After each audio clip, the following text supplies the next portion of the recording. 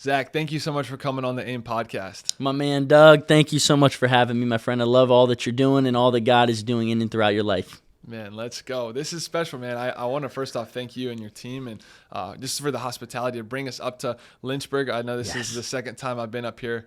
Well, no, it's been like the third with you, but this is the second time recording a podcast, and you guys do it the right way, man. This is really cool to be in here and to do it in a place that means so much to you. So I really appreciate you having us up here. Absolutely, bro. We have an incredible team.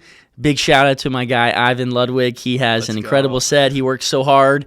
And, it's Drenchburg today, Doug. It's a little wet outside, but we're grateful that you guys made the drive. Thanks for being here. Dude, let's go, man.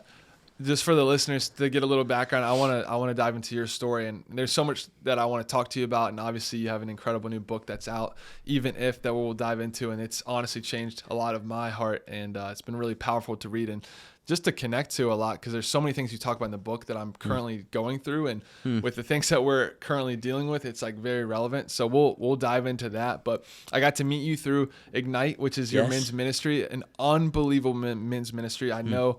After the event, I came on here, I did a podcast and talked about it. I've talked about it on all my platforms, just how much I love what you and your family and your team are doing with men's ministry specifically.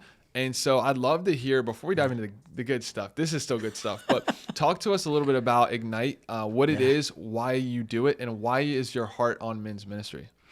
Brother, my dad started Ignite. We call it our Ignite Men's Impact Weekend, probably 17 or 18 years ago now. Used to be called Wildfire back in the day. It's gone through some transitioning phases and stages, now called Ignite. But he started this with the heart behind it, where when I was just a little kid, he wanted me to recognize that there were men in this world against culture and society that were not compromising.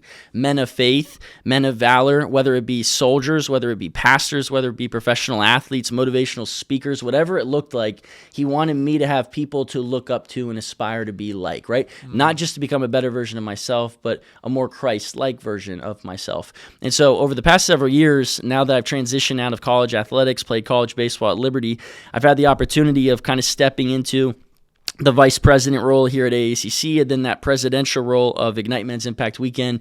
And man, it's been powerful to see what happens when the boys get together, as we like to say. That's good. We have women's ministry and events where a lot of women gather, but when the guys come together, it's significant, because I believe this, Doug, there's a real beatdown on men in culture and society today. I agree. They say this thing called toxic masculinity. Men are just buffoons, porn addicts, bad dads, horrible husbands.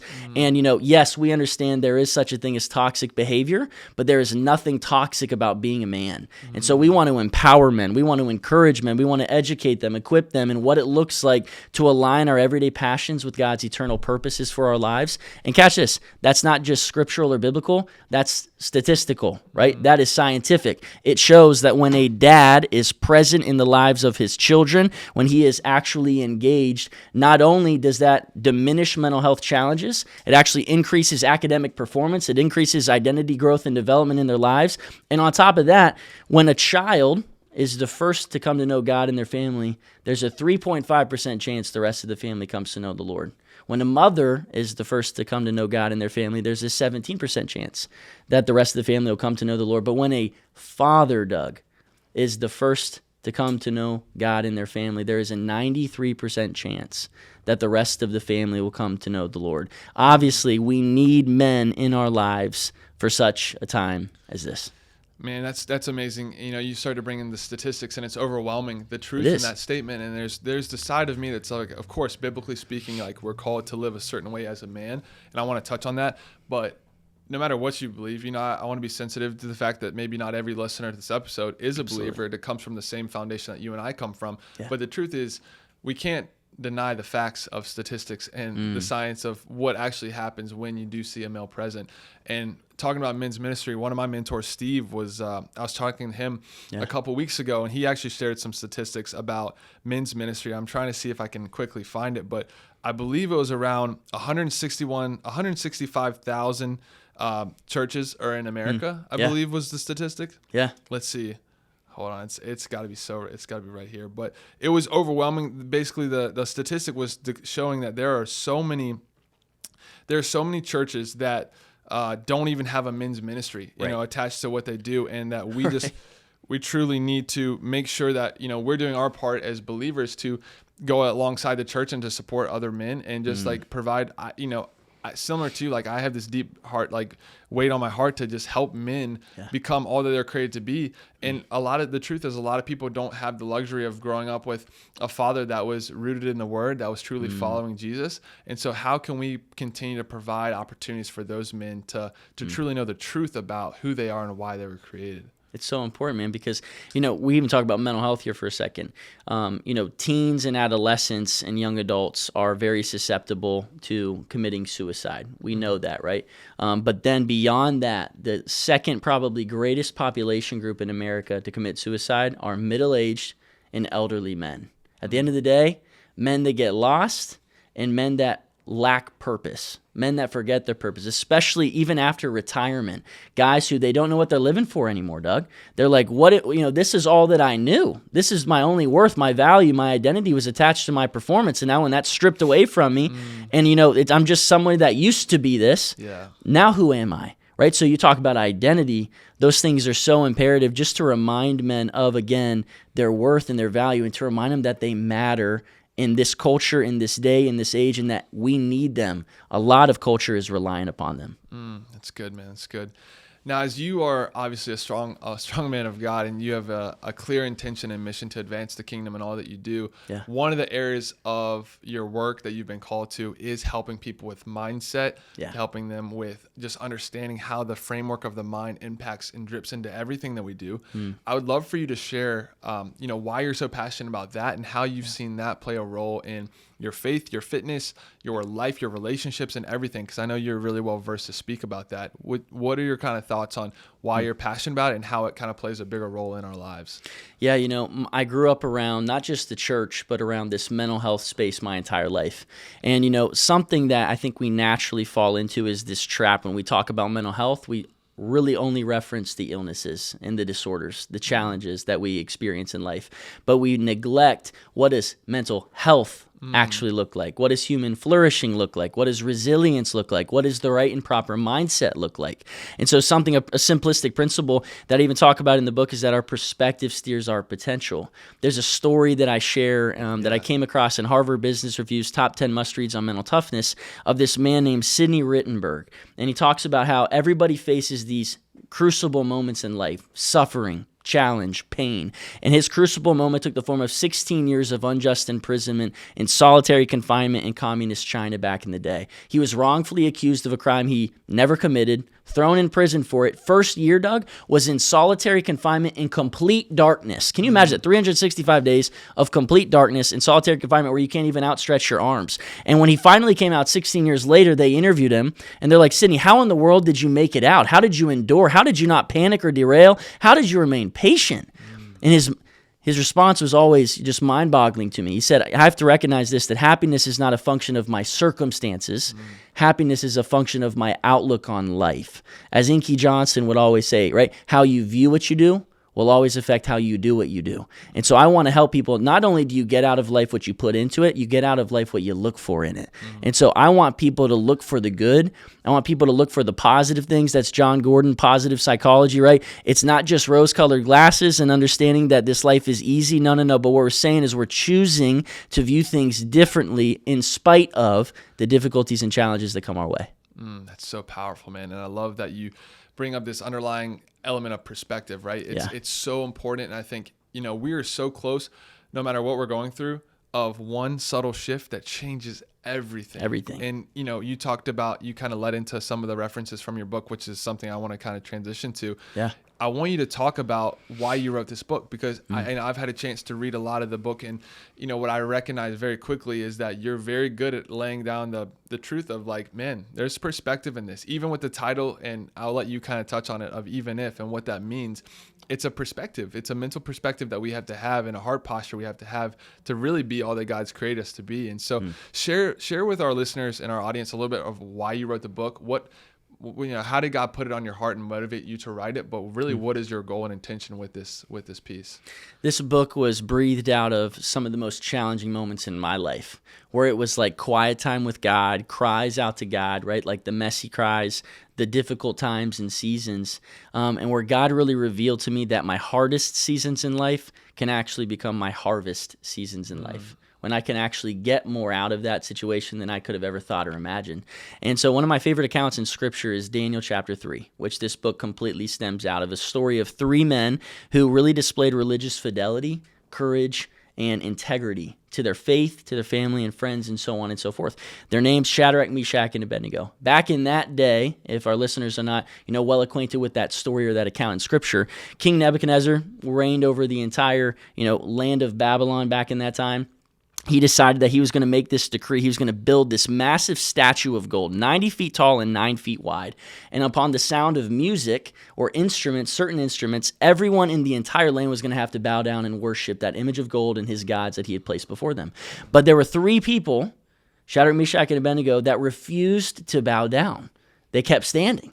And so, I always say King Nebuchadnezzar's brown-nosing fan club probably came to him and they were like, dude, hey, you got three guys that aren't listening or obeying. What are you going to do about it? So probably embarrassed and humiliated, right? I'm the king of the land.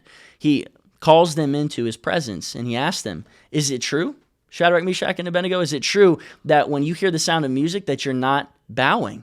Listen, I'll give you one more shot. But if you don't, then what I'm going to end up doing is I'm going to throw you into the burning hot fiery furnace, and I'll turn that baby 7 times hotter. That's hot. And what happens is that I love their response to him. They're so courageous by saying, King Nebuchadnezzar, you don't even have the right to approach us about this matter. In other words, we've already made up our mind. And then they give us a 3-tiered prayer that shifted my life.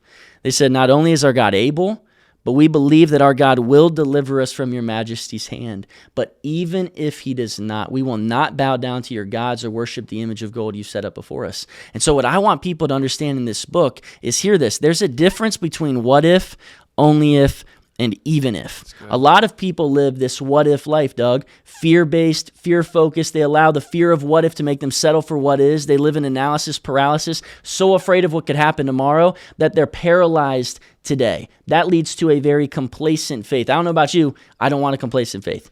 Then you got this only if mindset where there's a lot of people that are very result driven. They'll say, I'll do it only if it's comfortable, only if it's convenient. It's my way or the highway. That leads to a contingent faith. I don't want comfortable, but I certainly don't want contingent. But then there's even if, right? Even if it hurts, even if it's hard, even if it's the road less traveled, even if no one else is doing it, even if I don't get out of life what I was hoping, expecting, praying, or preparing to get out of it, I'm going to stay true to my faith, to my family, to my friends, and to the standard within me rather than succumbing to the expectations, opinions, or circumstances around me. But how that story ends, some people would say like, wow, that's amazing. Shadrach, Meshach, and Abednego, they had that incredible faith and God saved them. Catch this. God doesn't always offer us security from the fire, but he offers us his perfect security in the midst of the fire. They were still cast in the burning hot fiery furnace, my friends. King Nebuchadnezzar sat back and he was probably like, ha, got him, right? They didn't listen. This is what they deserve. But then he's shocked. He's stunned. He's astonished because he looks and he says, hold on, did we not throw 3 men into the fire? And they're like, yes, sir, that's exactly right. Well, catch this. There's a 4th man walking in the fire, and he looks like the son of the gods. So then this man who was doubting them, challenging the God of Israel, literally looks at them and says, Shadrach, Meshach, and Abednego, come out of the fiery furnace because I want to, in a sense, approach you about your most high God. And when they came out, I love the verse that says that there was no hair on their head that was singed, but there wasn't even the smell of smoke on their clothing. The only thing that had been burned in the fire, Doug, were the bounds, literally the ropes that were bound to them within the fire. And the goal in all of this is to help people recognize that even in the midst of suffering, in the midst of pain, in the midst of hardship, yeah, it may be hard, but your God and our God has never abandoned or never left us every step of the way. He will lead, guide, and direct us. And I believe this, if people can recognize that they're never alone, they can weather any storm. Man, I couldn't agree more. That's so well put. I like I said, man, I strongly encourage anyone listening to this right now to stop what they're doing right now and go get the book. We'll have it in the show notes, but I'm just like what your heart behind this is so powerful. And what you do such a good job of with this book, bro, is you make it so clear. You're telling people the truth. We live in a world where people do not want to tell the truth. They want to tell what feels comfortable, what's easy. You're telling people straight up, like, look, it's going to be hard. There are going to be challenges. There's going to be suffering. There's going to be adversity.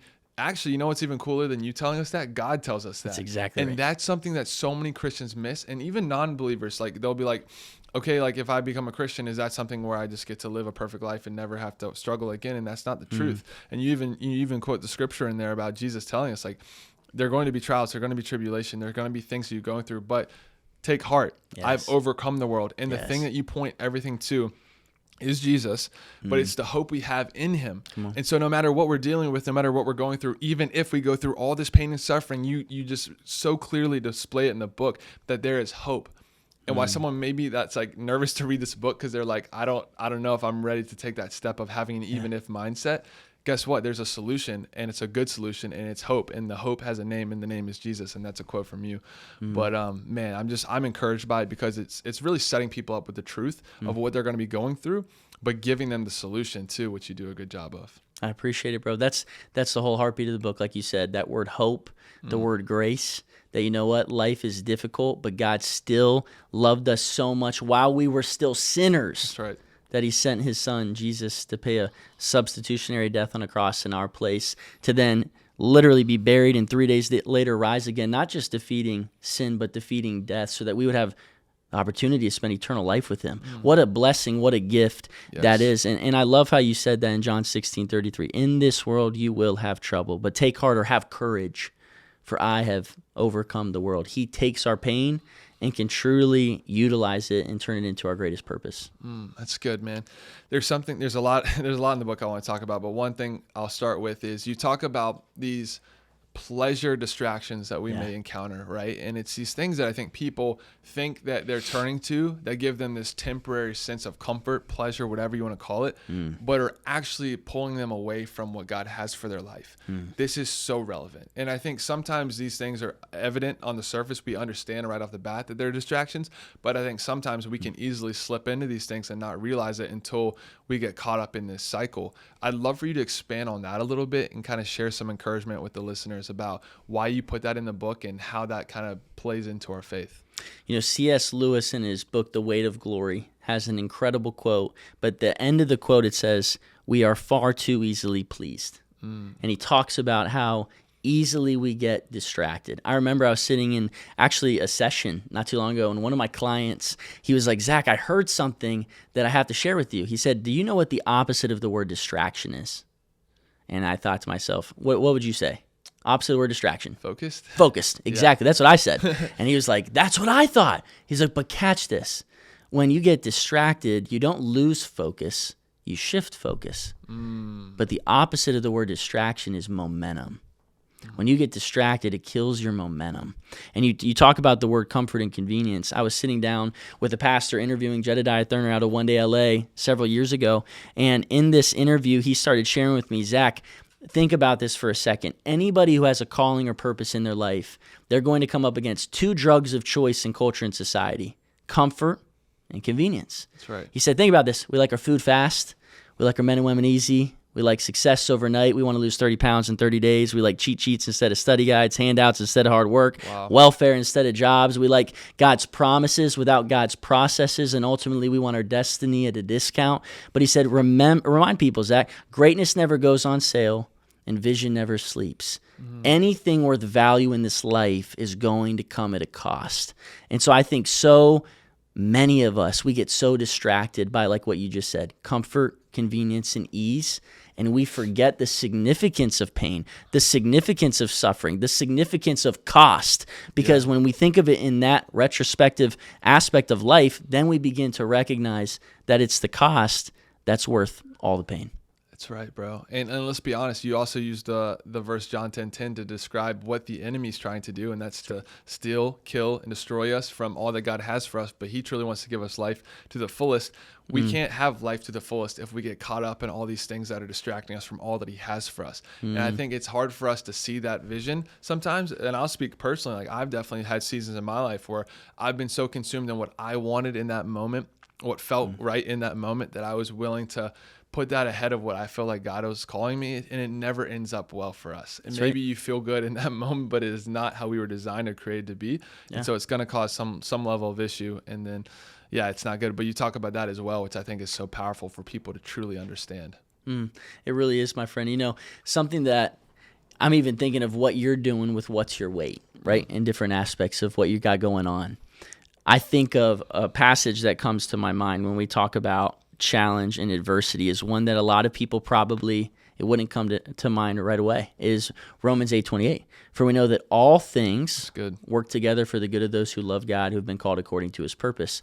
But I think a lot of people have a misconstrued understanding of what that verse really means. Because Megan Fate Marshman, she was at one of our most recent Next Gen AACC events, a conference on youth mental health, and she was exposing this verse because she said so many of us take it out of context. We're like, God, why have you not used my thing and turned it into something good right now? When we're suffering, when we're going through hardship, it doesn't make sense to me, right? We always ask those questions, why do bad things happen to good people? But you said it may be because of two reasons. Number one, maybe you haven't fully surrendered or submitted your thing over to God to be a part of those all things that can be meant for good, right? So whether that is, in her aspect, she talks about that being her grief, right? She lost her husband 3 years ago. Whether that's your anxiety, whether that's your depression, whatever your weight is, like you say, right? Have you actually given that one thing over to God? But then she says the second reason why I think we take that verse out of context is because we don't have, or we have an improper understanding of what good really means. Our definition of good is different than God's definition of good. Right. What we think of as successful, easy, convenient, and comfortable. That sounds good to me, right, Doug? It sounds real good. Yep. But God's definition of good is actually followed up in Romans 8:29, where he says, for who God, in a sense, foreknew, he also predestined that they would be conformed to the image of his Son. And so God's definition of good is anything that can help conform us to the image of his Son, to make us more Christ-like, whether that be to become a man of perseverance, a man of patience, a man of long-suffering, someone that can battle through, someone that has the right perspective in life. You don't really get those things when life is easy, do you? You don't. And it reminds me of James, right? Chapter 1, we talked about this in our podcast together, verses 2-4. Yes. Consider it pure joy, my brothers and sisters, whenever you face trials of many kinds, for you know that the testing of your faith goes on to produce perseverance. So let perseverance finish its work so that you may be mature, complete, lacking nothing. We don't consider it joy because of the pain, but we can always consider it joy because of what that pain can and will produce within us if we allow God to let it. That's so good. And I think that's the part of bringing it full circle, because we all, if we're being honest, you bring it up, like, we're so passionate about this campaign we're stepping into with What's Your Weight, because we know the truth is we all carry weight. We all carried weight, and we continue to carry these things that come to us. That's inevitable. We have things thrown at us. You do a good job in this book as well, tying it to What's Your Weight, but you talk about the things in your story that have been hurdles, that have been things with your injury in college, like these different things that you've had to overcome and deal with. But now look at the way that God is using them. We can have joy knowing that God can use the hard things we go through, the hard seasons. Why in a human's eyes, it might be like, why would I deal with this? No, this actually can be used to glorify God. This can actually be used to lead people to Jesus and the freedom that's only found in him and nothing we could ever do. But we get to glorify him. We get to magnify his name through the way that we respond and believe even in the midst of suffering and the weight and the things that we deal with. That's exactly right, dude. And I think, how I one of my favorite lessons in the book is praise before your breakthrough. A lot of people wait to praise or to worship God or to give thanks and choose gratitude when things are easy and when things work out in their favor. That's right. But I think one of the most transformative quotes that I came across in one of the most difficult seasons of my life, right? Dark season of my life, was when Nancy Lee DeMoss had this quote that said, I've recognized that I can respond in one of two ways no matter what comes up against me in this life. She said, I can whine or I can worship. And it's impossible to worship without giving thanks. I close the book with a story. I'm giving a lot away, but I love it so much because this is like what I teach on. It's what I teach on, right? Seriously. So how I close the book is this story of this girl who was on her deathbed. She was given just a couple of days to live, diagnosed with a terminal illness. So she invites her pastor over. and she looks at her pastor and says, hey, I want to kind of go over some of my last wishes. I want to tell you kind of what I want to be dressed in when I'm buried. I want to tell you some of the worship songs, some of the verses I want you to read. And by the way, Pastor, I would appreciate it if, even during my viewing, that you put a fork in my hands. And the pastor was like, dude, I've done a lot of weddings and funerals in my day, and I've never heard such an odd request. And he's like, give me a better understanding. What's with the fork? And she says, I've recognized that in all of kind of my church dinners and my potluck, socials that I've been to throughout my life, I've recognized that after the main course is served and everything is eaten off that plate, and as they're beginning to take those things away, someone will inevitably say, keep your fork. Because following the main course is this grand dessert, whether it's a deep dished apple pie or this chocolate velvety cake, something good, something delicious, something better. And so I just want you to, Pastor, stand beside me in my casket. And when people come through their line to give, my family and myself their condolences, when they look down and they see that fork, I want them to ask the question, what's with the fork? And I want you just to look them in the eyes, Pastor, and say, keep your fork, because the best is yet to come. So anybody out there who may be struggling, Come on, bro. who feels challenged, right? Keep your fork. Keep digging, keep grinding, keep plowing, because I truly believe that God has a plan and purpose far greater than you could even see right now. And that's what faith really is, having confidence and being able to believe something even when you can't see it yet. Wow. That's a great way to wrap up this incredible episode with you, man. It's so good.